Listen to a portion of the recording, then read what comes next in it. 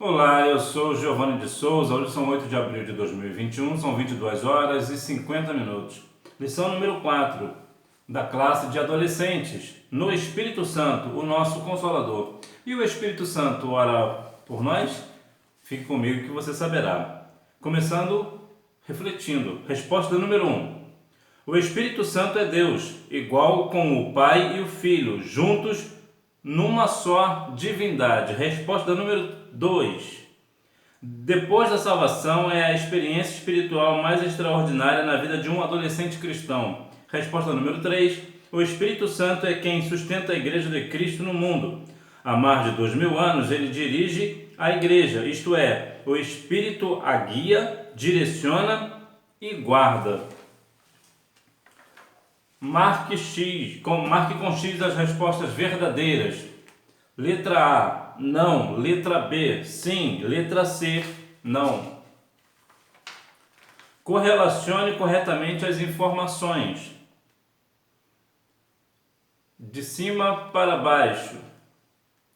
A primeira E, a segunda D, a terceira A quarta C e a quinta B.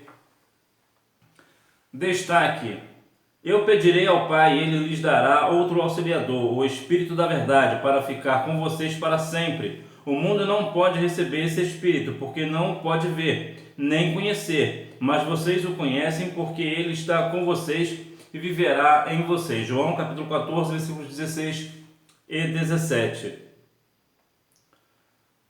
O Espírito Santo, como o nome sugere, ele é Espírito. Se ele é Espírito, então ele é invisível. Nós não o vemos, nós o sentimos. Então, como nós vivemos numa sociedade, num mundo que preza por aquilo que se vê, então geralmente as pessoas não acreditam em Cristo, não acreditam no Espírito Santo e não acreditam em Deus. Por quê? Porque ambos são Espírito, apesar que Cristo teve a sua parte aqui na Terra, portanto ele tem a parte humana. Entretanto, a questão do Espírito Santo, que é o que nós vamos tratar, ele é Espírito, então ele não vê, a gente não vê o Espírito. Então, por nós não vermos, muitas pessoas não acreditam, justamente por simples isso, porque não o veem. E o Espírito Santo, ele ora por nós? Não, o Espírito Santo ele não ora por nós. Há um entendimento um pouco equivocado. Por exemplo, quando Ana orou por Samuel, ela orou e chorava profundamente, a ponto de o sacerdote achar até que ela estava ébria, estava bêbada, embriagada. Ali naquela oração aflita de Ana, o Espírito Santo levou para Deus a oração de Ana. Quando você ora e às vezes você não consegue orar, o Espírito Santo ele não vai orar por você. O que ele vai fazer é traduzir. Ele vai interpretar os gemidos, as suas lágrimas e levar para Deus. Ele vai traduzir isso para Deus. Por quê? Porque se o Espírito Santo orasse por nós, nós não precisaríamos orar. E a Bíblia diz no livro de 1 Tessalonicenses 5,17, o apóstolo Paulo nos orienta ao quê? A orar sem cessar. Toda a palavra de Gênesis a Apocalipse nós veremos pessoas orando, como a própria questão de Ana, Ana orou, Moisés, o povo inteiro, a igreja orava por Pedro. Então vemos que vários e vários exemplos de pessoas orando ao Senhor. Por quê? Porque nós precisamos estar com uma vida constante de oração. Então o Espírito Santo ele não ora por nós.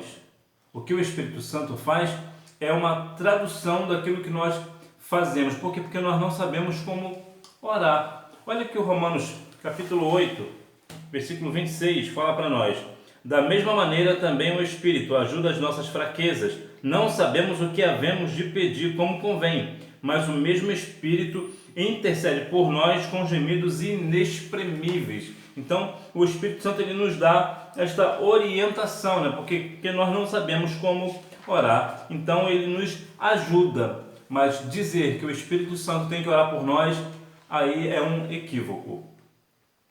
O Espírito Santo é quem sustenta a Igreja de Cristo no mundo há mais de 2000 anos. Ele dirige a Igreja, isto é, o Espírito a guia, direciona e guarda. E você, reconheceu-se um pecador que precisa de um Salvador?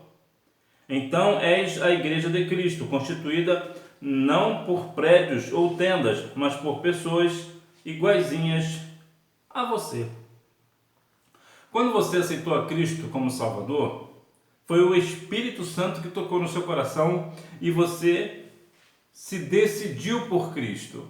Porque isso é uma das funções do Espírito Santo. Nós vamos falar, já vou falar logo em seguida.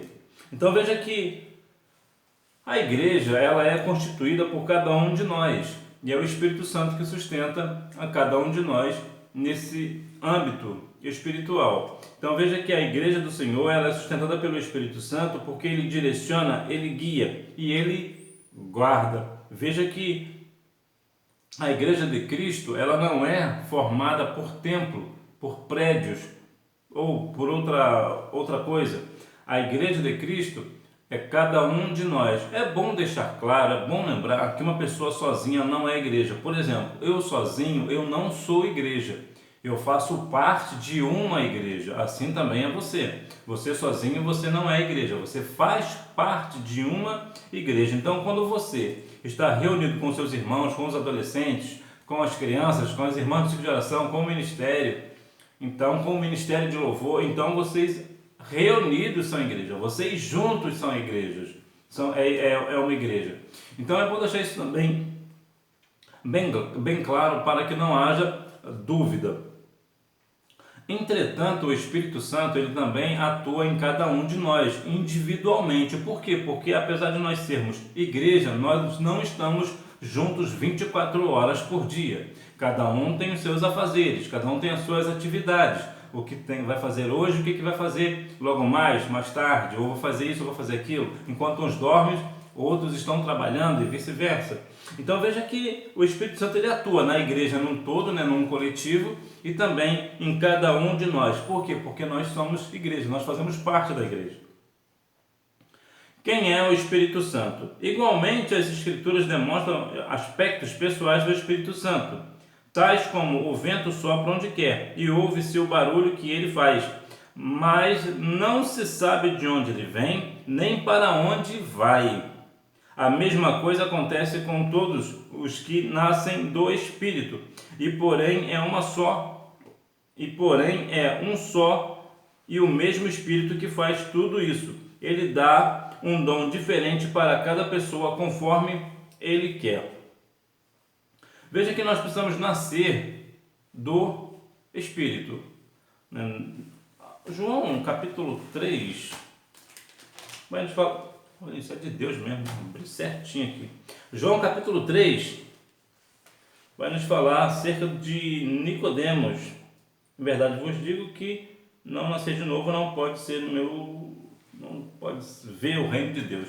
Eu não lembro aqui a referência. João capítulo 3, versículo 6. O que é nascido da carne é carne, mas o que é nascido do Espírito é Espírito. Então nós precisamos ter esse novo nascimento, né? Nós já tivemos esse novo nascimento, né? Nascer da água e do Espírito. Então nós temos que ter isto na nossa mente. E uma outra questão sobre a questão do Espírito, que ele vai dar ele dá um dom diferente para cada um conforme ele quer. Por quê? Porque o Espírito Santo ele é uma pessoa individual, ele tem querer, ele tem vontade, ele atua, ele faz.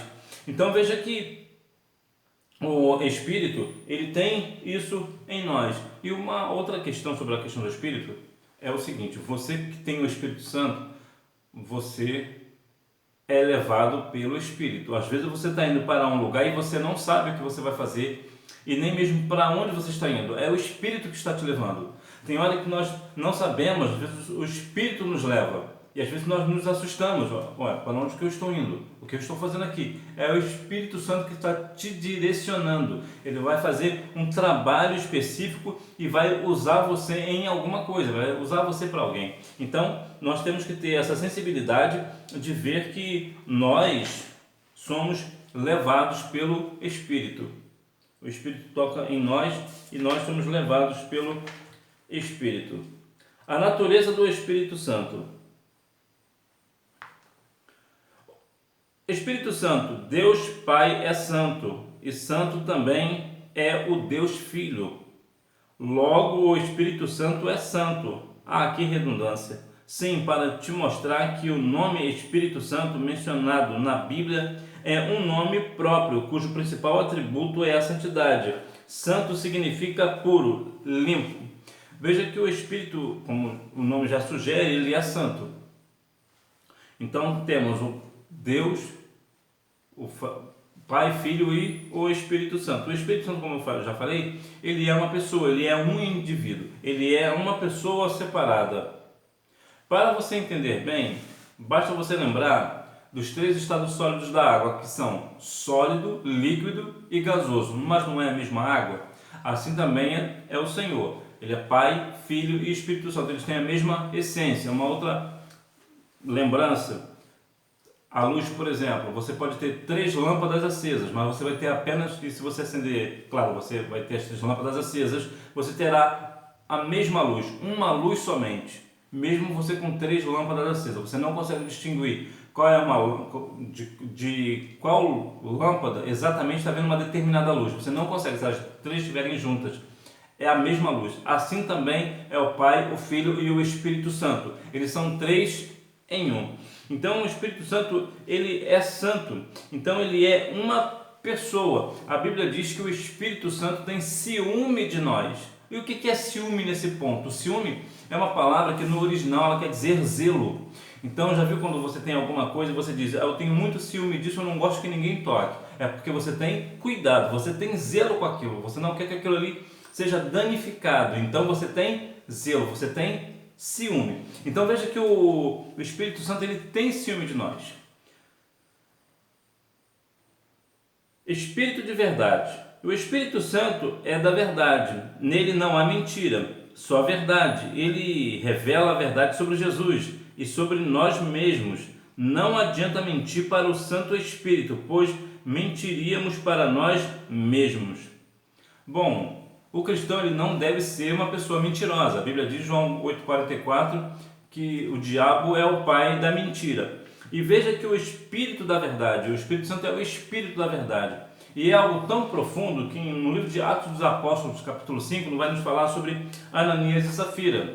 Ananias e Safira, ela mentiram ao Espírito Santo e, consequentemente, a morte veio instantaneamente, né? Veio na hora, instantâneo.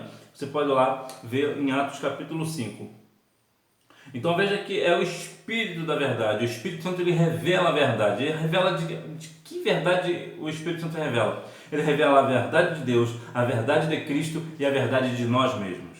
É Ele quem nos direciona a verdade. Lembra? João 14,6, Jesus falou, né? Eu sou o caminho, a verdade e a vida, e ninguém vem ao Pai senão por mim. Olha que ele falou da verdade. E quem nos leva a Cristo não é o Espírito Santo? Então ele nos conduz à verdade.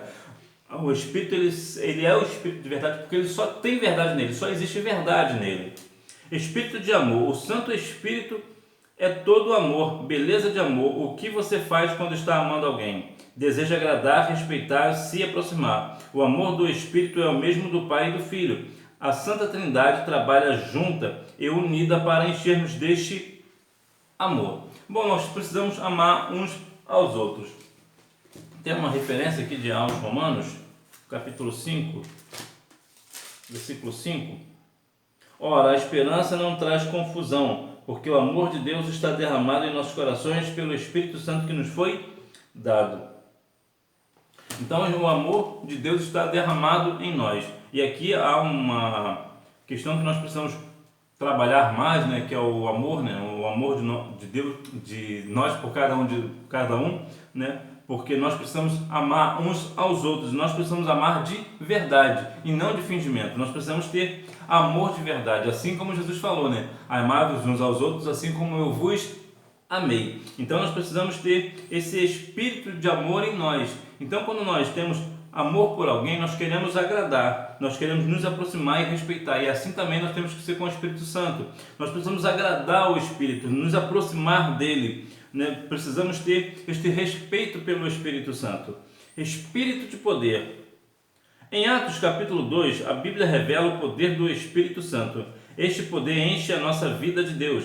através dele podemos desfrutar do poder divino para sempre. O batismo no Espírito Santo depois da salvação é a experiência espiritual mais extraordinária na vida de um adolescente cristão. Veja o batismo com o Espírito Santo, o batismo de poder. Então muitas pessoas por aí procuram o poder de mandar, né, de autoridade, né, o poder do dinheiro e outras coisas, né, e afins.